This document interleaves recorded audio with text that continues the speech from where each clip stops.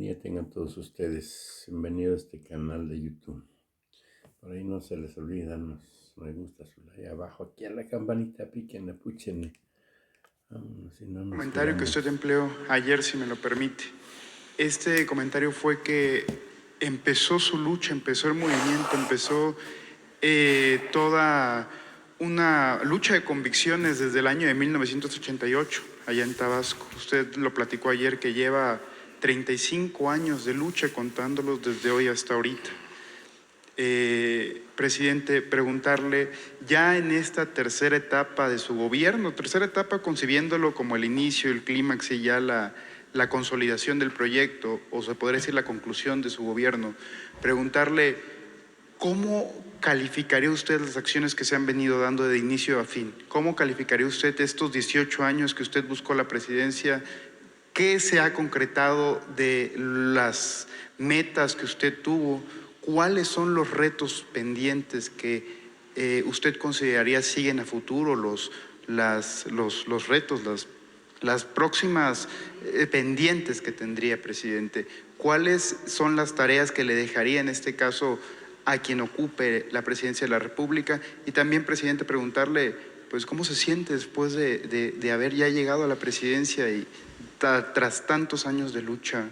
Ayer, si me lo permite, platicaba con compañeros de la fuente presidencial, con uno que otro decano del periodismo, ya en la tarde, y me decían que no va a haber un fenómeno igual como lo es este movimiento de transformación, y más que nada su persona, si me lo permite. Como en los mítines del 2018 llegaba gente, llegaba gente, llegaba gente. Pues bueno, nosotros que hemos tenido el privilegio de acompañarlo en sus giras, presidente, ellos me platicaban, es que en la comunidad o la gente era la que nos llevaba en las camionetas para poder alcanzar al presidente de la República, al entonces candidato. Entonces, presidente, preguntarle muy puntualmente, ¿cuáles son estos retos pendientes? ¿Cuáles son las metas que ha tenido su gobierno hoy en día? ¿Y cómo se siente al respecto, presidente? Gracias. Bueno, voy a escribir, no todo, pero sí, una parte. El libro no es autobiográfico, el que estoy escribiendo ya, el último libro, los apuntes finales, tiene que ver más con la experiencia política, con el propósito de que ayude, que contribuya en la formación de jóvenes que quieran dedicarse al noble oficio de la política, ¿no? Porque sí hay lecciones en todo un proceso como el que hemos vivido nosotros. Intervienen muchos factores, circunstancias.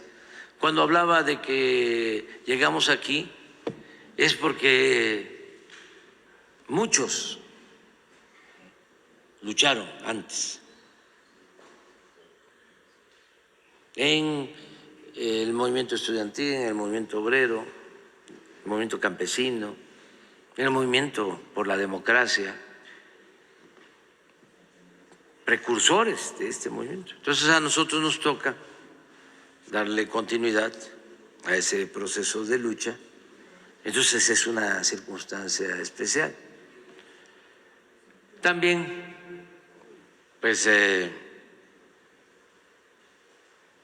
ayuda mucho la suerte.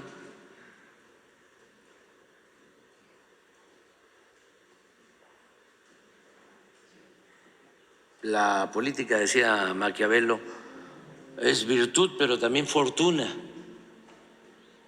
también suerte. Es como lo que hablábamos la vez pasada sobre lo racional y lo místico. No todo es racional. No solo de pan vive el hombre.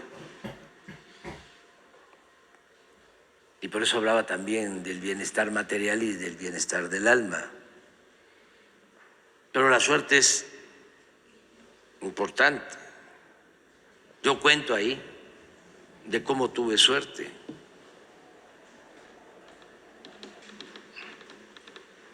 En momentos difíciles.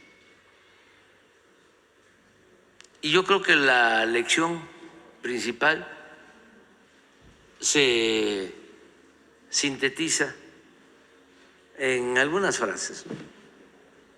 Una y las dos tienen que ver con oaxaqueños. Una del gran presidente Benito Juárez, de que con el pueblo todo, sin el pueblo nada. Una lección es: no se les vaya a ocurrir despreciar al pueblo. Para los jóvenes, no vayan a estar pensando como los políticos corruptos de que el pueblo no existe y que la política es asunto de los políticos y que se hace en la élite, en el círculo rojo, controlando medios de información o de manipulación. No, es el pueblo. No lo puedo decir como en la campaña de Clinton, que él decía la economía. Tampoco lo puedo decir, porque era lo que importaba entonces. Entonces, ahora es el pueblo, el pueblo.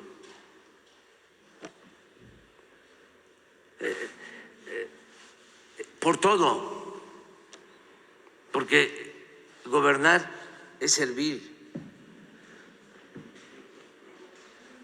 porque gobernar es amor al prójimo, porque gobernar es humanismo, porque gobernar es darle más al que tiene menos. Pero también para transformar se necesita del respaldo del pueblo. Y la gente apoya, pero si ve que el gobierno es de ellos, es su gobierno,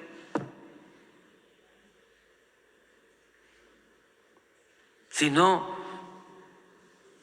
por muy bueno que sea el gobernante, del caso, por ejemplo, del apóstol de la democracia, un hombre bueno, Madero, pensó que solo bastaba la libertad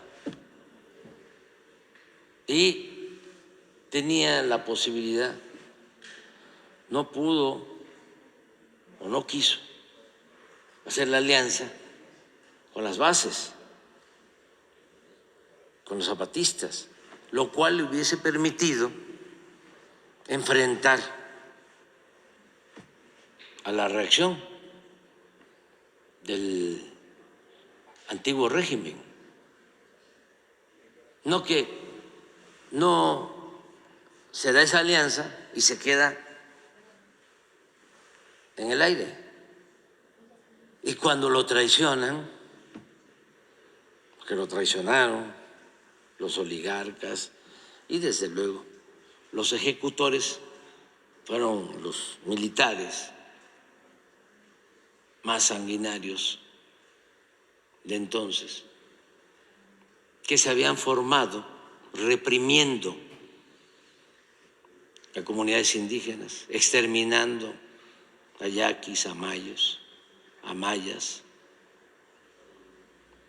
porque Huerta había estado reprimiendo a campesinos en Guerrero, obtuvo su grado de militar reprimiendo a los mayas en lo que ahora es Quintana Roo. En Akumal reprimió todo el pueblo, hubo asesinatos, quemó el pueblo y después de eso Porfirio Díaz lo ascendió a general. Bueno, cuando se da la traición, que lo detienen aquí, que ya habían asesinado, o ese día, a su hermano de manera cruel, que eso, por ejemplo, nada más les recomendaría a los jóvenes que lo leyeran una vez, porque es de los actos más abominables de traición que se han cometido en la historia de México, el asesinato a Gustavo Madero.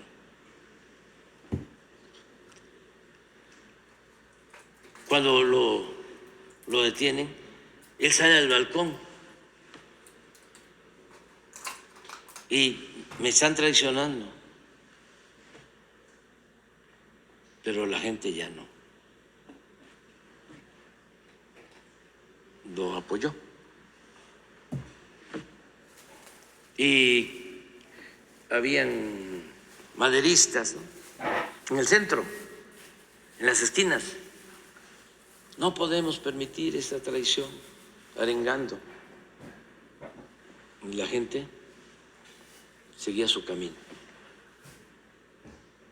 Después de que, cuando llegó triunfante, como cuando regresó Juárez, fueron grandes manifestaciones, dos grandes manifestaciones, el regreso triunfante de Juárez y el regreso triunfante de Madero en 1911. Todo cambió ya para el 13. Entonces, una lección es no dejar de atender al pueblo. Y lo otro tiene también que ver con un oaxaqueño, que su papá fue juarista, Ricardo Flores Magón, que decía: solo el pueblo puede salvar al pueblo.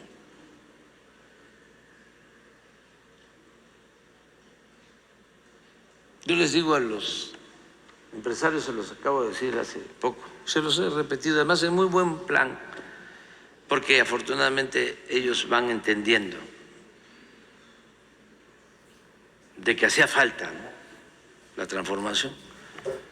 Y pues algunos se quejan de que hablamos de estos temas, y que hablamos de corrupción, y de que hablamos de que saquearon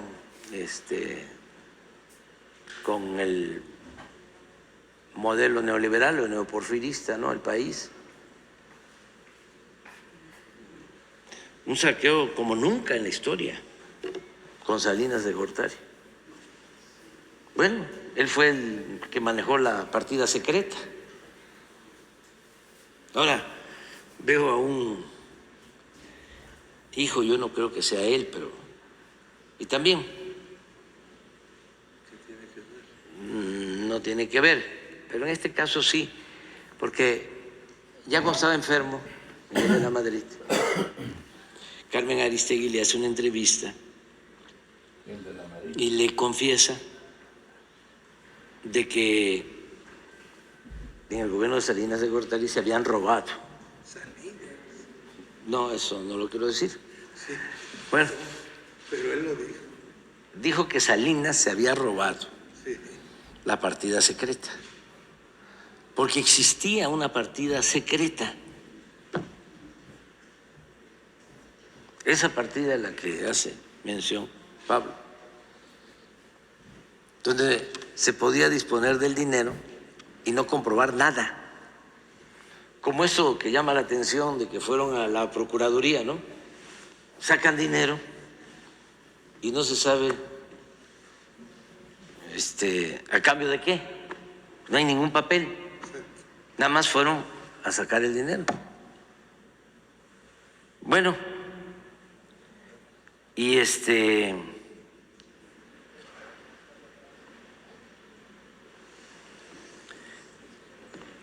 y se arma un escándalo por esa declaración.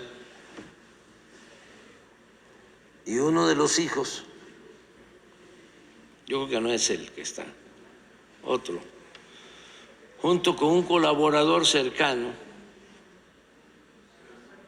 de Miguel de la Madrid, que había desempeñado el cargo de secretario particular y luego fue secretario de Comunicaciones de Gamboa, van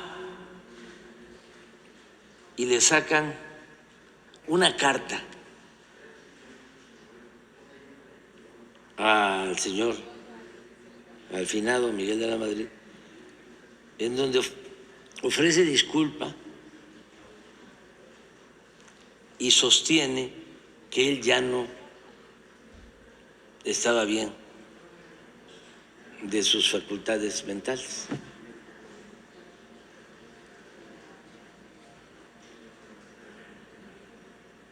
Entonces, pues todo eso era este régimen. Entonces, hablando pues con empresarios, banqueros, con todos, yo les digo que ya están entendiendo más, muchos están de acuerdo, incluso hay quienes, ya les dije a ustedes en una ocasión, me han ofrecido disculpa porque participaron y dieron dinero cuando la guerra sucia. Les digo, bueno, no les gusta cómo hablo, pero a mí me tocó iniciar este proceso. Y también, volviendo al pueblo, sí, no nos apoyamos en el pueblo. Les digo, ¿ustedes nos iban a apoyar? ¿Nos iban a apoyar los medios de información? ¿Nos iban a apoyar los intelectuales orgánicos? No, no. ¿Quién nos está apoyando? Es la mayoría del pueblo, pero no la cúpula o sus voceros achichincles. No. Pero el pueblo, sí. Y también hablábamos la vez pasada, porque es muy frecuente también, o antes más, el pueblo es malagradecido. No, no, no, no, no, no. Malagradecidos son los de arriba. Y cuidado con los políticos, que esos son de mentirita. Entonces, a lealtad, ¿no? Es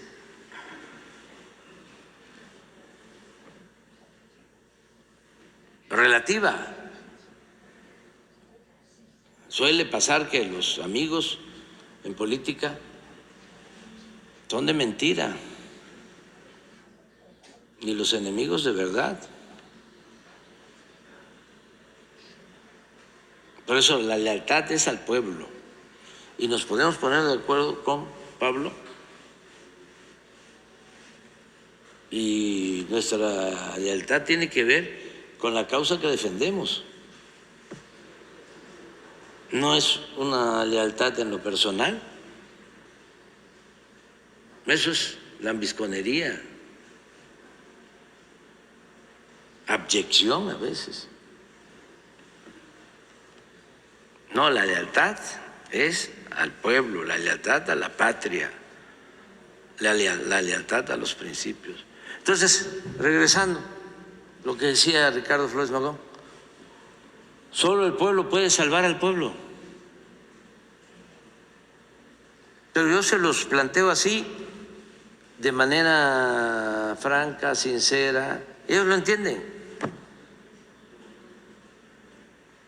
Nos iban a ayudar quienes estaban sacando raja de la corrupción. No, no. Ahora ya se entiende mejor, se comprende mejor, ya no se podía mantener ese régimen corrupto, podrido, no se podía. Esto iba al fracaso rotundo si no se iniciaban los cambios, la transformación. Iba a ser desastroso para todos. Y resulta que no hay tampoco un empresario, o son excepciones, banqueros, que digan, hemos perdido dinero, nos ha ido muy mal. No. Han hecho negocios lícitos y han obtenido ganancias razonables. En la clase media, bueno, ¿qué no pagan menos de luz? ¿Qué no pagan menos por la gasolina? ¿Qué no hay más posibilidades de trabajo para profesionistas? Que aunque Jorge Ramos diga otra cosa y Ciro, no hay más seguridad aquí en la Ciudad de México y en todos lados, pero aquí en la ciudad, de 5 homicidios diarios a 2, de 80 a 100 carros robados a 10.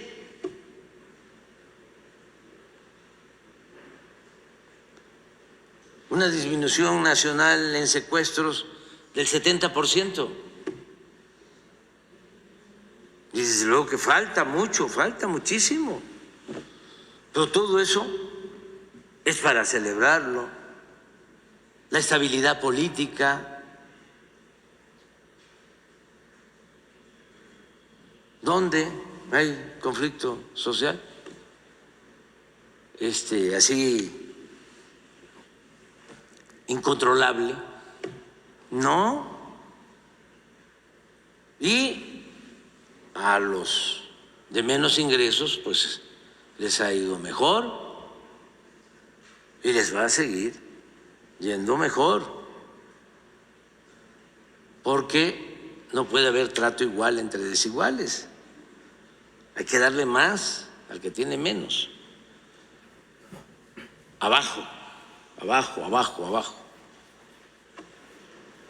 Entonces, me preguntas que si, ¿qué me voy a llevar?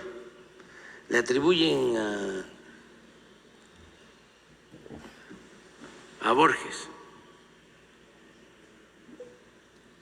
al gran escritor argentino, José Luis Borges, y parece que lo falsificaron, como aquella carta que le atribuían a Gabriel García Márquez, que no era de él, pero estaba bien escrita. Igual le atribuyen de que en una entrevista le preguntaron, maestro, usted, que ha sido brillante, gran literato, cuentista, intelectual de primer orden, que por cierto no le dieron el premio Nobel.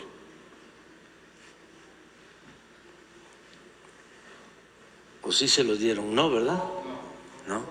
Siempre fue pendiente. No, como no se lo dieron a Carpentier y que han cometido algunos injusticias ahí. Y en el caso de Carpentier, por la cuestión política e ideológica. Pero bueno, le preguntaba a un maestro, usted que ha creado tanto, ¿qué le gustaría llevarse a la tumba?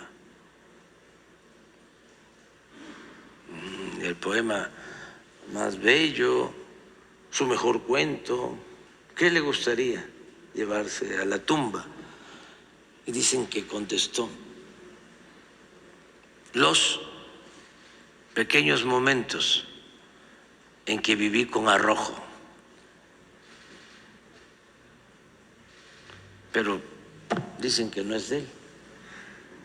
Pero si no es de él, hay que atribuírsela. Entonces, ¿qué le gustaría llevarse, no?, a la tumba? Aquellos pequeños momentos, no siempre, en que viví con arrojo. Cuando se vive con pasión, cuando se desafía a la adversidad. Ya, si no, no vamos a llegar. Les cuento, es Palenque, Espujil, y dormimos en Chetumal. Mañana, Tulum, Cancún, dormimos en Mérida. Y el domingo, Mérida temprano, toda la supervisión a Campeche, Esná, Escárcega, y al cruzar la laguna de Término, que es la laguna más grande, costera, la de los piratas de antes, y salir por Ciudad del Carmen. Esa es la ruta de 3 días.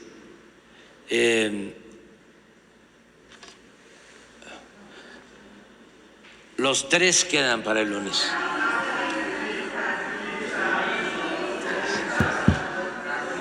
Resisto cualquier motín emocional. Nos vemos. Hasta luego. Feliz fin de semana. Cuídense mucho.